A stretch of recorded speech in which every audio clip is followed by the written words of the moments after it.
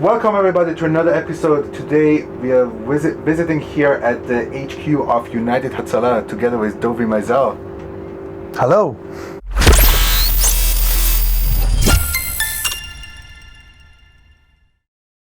Thank you much for tuning in today. I'm here with Dovi Maizel. Please, as usual, just introduce yourself. I'm Dovi Maizel. I'm a paramedic volunteer of United Hatzalah, co-founder of the organization, and been running with it for many, many years. Married, 4 kids, live in Ramla, and pleased to be a friend of Cedric. So, thank you very much. Yeah, as you probably all know, I've been volunteering for this organization 3 years, so I'm a little bit biased towards it. Probably most of my audience doesn't really know what United Hatzalah is, so give them a short introduction about what you guys do. Wow, you really wanted me to do it so fast. Yes. Okay, so United Hatzalah is a very special organization. It's a community-based emergency response organization. It's great people in the community like Cedric and like yourselves and everybody else that really just care about their neighbor. It's about people helping people. We know when there's an emergency, every minute feels like forever.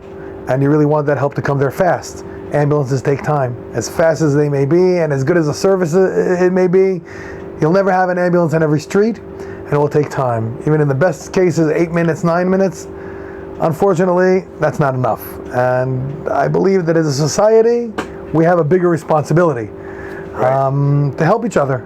And by having good people in the community that are willing to be trained, equipped, and on call 24/7, they're ready to drop everything and go and help people that are in need and bridge that gap between the emergency happening and the ambulance showing up. Right. Tell me, was there some kind of story that you can relate to that put you in that spot? It's okay, that's what I have to do and that's my mission in life?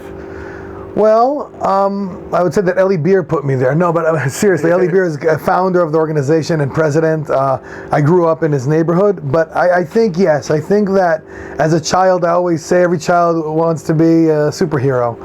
And you grow up waiting for those superpowers to appear, and they're not there. Yeah. I recall a terrible story when I was in 3rd grade, maybe. I was here in Jerusalem and coming back from school.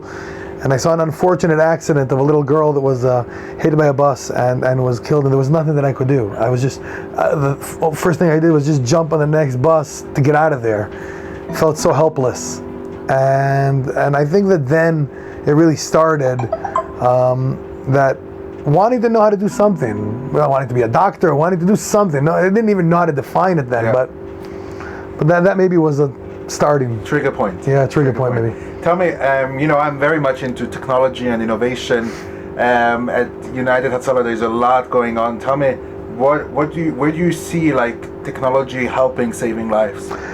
Well, I'll talk about the future in a minute, but looking to the past, we use our technology today, using our apps, location-based apps, etc., things that I thought of actually years ago, before smartphones were even out. Had I been thinking business back in the day, I would be Uber today, because back in 2006, before there were smartphones, I invented the first Uber based off of ident technology and Symbian, using the GPS part on the phones to find the nearest by responder, because there was GPS on the phone. So tap into them, know where they are, and if there's, God forbid, something happening next to them, they can know about it. So we started that years ago, and today it's servicing thousands of volunteers. For sure. So just let's summarize again this app, because I think it's really fascinating how we use the app to save lives. Basically, we are anywhere in this country in Israel, and wherever we are, we can get a notification based on our GPS the moment there is an emergency around us. So that we can totally reduce the time of response till we get to the medical emergency. Correct. The idea is very simple. It's location-based. It's no matter where you are, the app looks like this. All 3,000 volunteers carry this app on their phone. Yeah. And no matter where they go, if you're running into an area and the system will identify there's an emergency next to you, you'll immediately be dispatched to the scene. You don't need to have the radio frequency or anything. You reply, you're on the way. You can use Waze or any other technology that's plugged into it, and you get directed right to the scene, responding within seconds or minutes.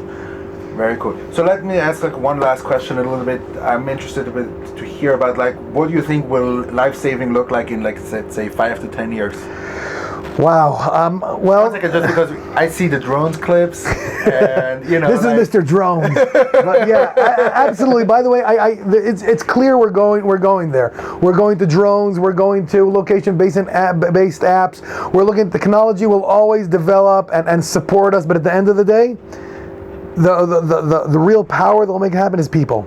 Is people in the community knowing to take this technology, harness it, the power of it for the cause. But we shouldn't lose our focus. We got to understand it's the people at the end of the day that treat. We got to develop the most amazing technologies, whether it's drones that will bring defibrillators or medical equipment to remote areas, or whether it's apps that will enable us to get to the closest area fastest, maybe talking to the street lights to change the lights in our direction, who knows, whatever it is combined. And I think also it's important that looking at the future technology, we'll know to talk to each other and force multiply, become much more efficient. Sure. And this way the human will actually be able to assist the other human much more effectively. Interesting. So it's definitely fascinating to see like how technology disrupts like all various kinds of our lives, Totally. including the life-saving emergency response. Dovi, thank you very much for taking the time to get this interview done, and good luck. And thank you, Cedric. Thanks for the amazing work you do in our organization and in your amazing blog that we enjoy very much. And guys, I'll see you soon with another episode. I hope you enjoy that. Have a good day.